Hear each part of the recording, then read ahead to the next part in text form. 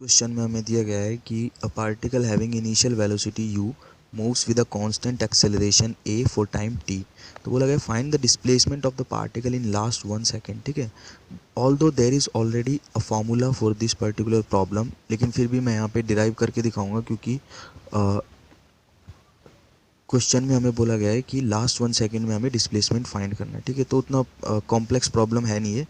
हमें बताया कि जो टी टाइम में डिस्प्लेसमेंट होता है किसी पार्टिकल का वो कितना होता है, s is equals to u t plus half a t square. ठीक है, टी टाइम में डिस्प्लेसमेंट इतना ही होता है। ठीक है, अब देखो मान लो कि यहाँ से और इस तरह से कोई टाइम ड्यूरेशन है मेरे पास में। ठीक है, मुझे यहाँ से और यहाँ तक के टाइम में डिस्टेंस जो ट्रैवल किए वो पता है, और उससे एक कम सेकंड में जितनी डिस्टेंस ट्रैवल करूँ वो पता हो।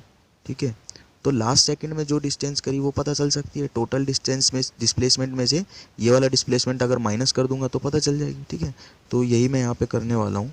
सबसे पहले मैंने यहाँ पे राइट डाउन किया है टोटल टी टाइम में कितना डिस्प्लेसमेंट हुआ है पार्टिकल का। अब मैं करूँगा t-1 में। ठीक है, तो अगर t में से t-1 वाला डिस्प्लेसमेंट माइनस कर दूंगा तो लास्ट के 1 सेकेंड का आ जाएगा टोटल डिस्प्लेसमेंट। ठीक है, तो एस t-1 लिख देता हूँ, इसको एस टी लिख देता हूँ, ये आ जाएगा ut-1। ठीक है, क्योंकि ये t-1 टाइम में हो रहा है डिस्प्लेसमेंट। ठीक है, हाफ ए t-1 का होल स्क्वायर। ठीक है, ये हो गया टी टाइम में इतना डिस्प्लेसमेंट और t-1 टाइम में इतना डिस्प्लेसमेंट। तो लिखूंगा डिस्प्लेसमेंट इन लास्ट 1 सेकेंड। ठीक है, so I can write displacement in last 1 second. आखिरी के 1 सेकेंड में कितना डिस्प्लेसमेंट होगा, st-1। ठीक है, टोटल टी टाइम में जितना चला है उसमें से t-1 टाइम का डिस्प्लेसमेंट माइनस कर दूंगा, तो यह आ जाएगा मेरे पास भाई you t plus half a t square minus of u t-1।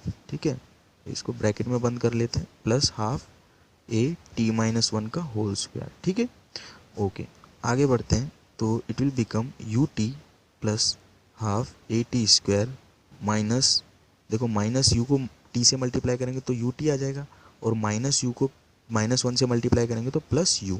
ठीक है, और ये हो जाएगा आपके पास में, देखो हाफ ए इधर इसको, चलो इसको पहले ब्रैकेट के अंदर खोल लेते, बाद में इसको चेंज कर लेंगे। ठीक है, let me just write it down as it is. तो ये हो जाएगा यू टी और ये हो जाएगा माइनस यू। ठीक है, प्लस ये हो जाएगा देखो 1/2 ए, और ये हो जाएगा T square plus 1 minus 2t। ठीक है, यही हो जाएगा, t-1 का होल स्क्वायर खोल दिया।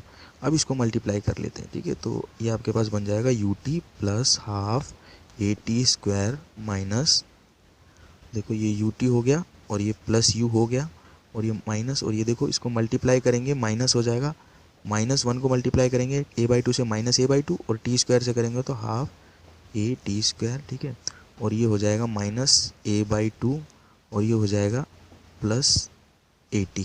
ठीक है, यही होगा। अब देखो यू टी से यू टी कैंसिल आउट हो गया, हाफ ए टी स्क्वायर से half a t square cancel out हो गया, और आपके पास जो फाइनली बचा है वो है u minus a/2 plus A T. तो अब देखो इसको मैं लिख सकता हूँ u प्लस a कॉमन लेंगे तो t -1/2 लिख सकता हूँ। ठीक है, आगे इसको फर्दर मैं यूज कर सकता हूँ as u plus a/2 into 2t-1। ठीक है, तो ये आ गई आपकी ts1 लिख देते हैं इसको। ठीक है, लास्ट सेकंड में जो डिस्टेंस ट्रैवल की है वो डिस्प्लेसमेंट ट्रैवल हुआ है वो आ गया। ठीक है, अब देखो ये फॉर्मूला जो है डायमेंशनली इनकरेक्ट नज़र आता है आपको। ठीक है, ऑब्वियसली यहाँ पे u है, ये स्पीड होती है, और यहाँ पे s है, ये डिस्प्लेसमेंट है, और देखो यहाँ पे एक्सेलरेशन और ये टाइम है। ठीक है, तो डायमेंशनली ये क्या है, इनकरेक्ट नज़र आ रहा है, लेकिन एक्चुअल में ये डायमेंशनली इनकरेक्ट है नहीं। क्यों नहीं है, क्योंकि यहाँ पे हमने 1 सेकंड के लिए कैलकुलेट किया है। देखो t टाइम में निकाला, फिर t-1 टाइम में निकाला, फिर दोनों को सब्ट्रैक्ट किया, t में से t-1 सब्ट्रैक्ट किया, तो लास्ट 1 सेकंड के लिए हमने डिस्प्लेसमेंट कैलकुलेट किया है, तो ऑटोमेटिकली यहाँ पे 1 मल्टीप्लाइड है। ठीक है, तो कंफ्यूज नहीं होना इस फॉर्मूला को देख के, दो इट सीम्स वेरी कंफ्यूजिंग।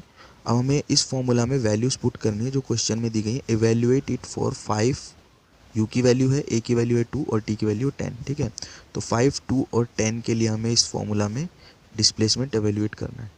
तो यू की वैल्यू कितनी है 5, ए की वैल्यू है 2 तो 2 रखा, और टी की वैल्यू है 10 तो 10 रखा, -1, ठीक है।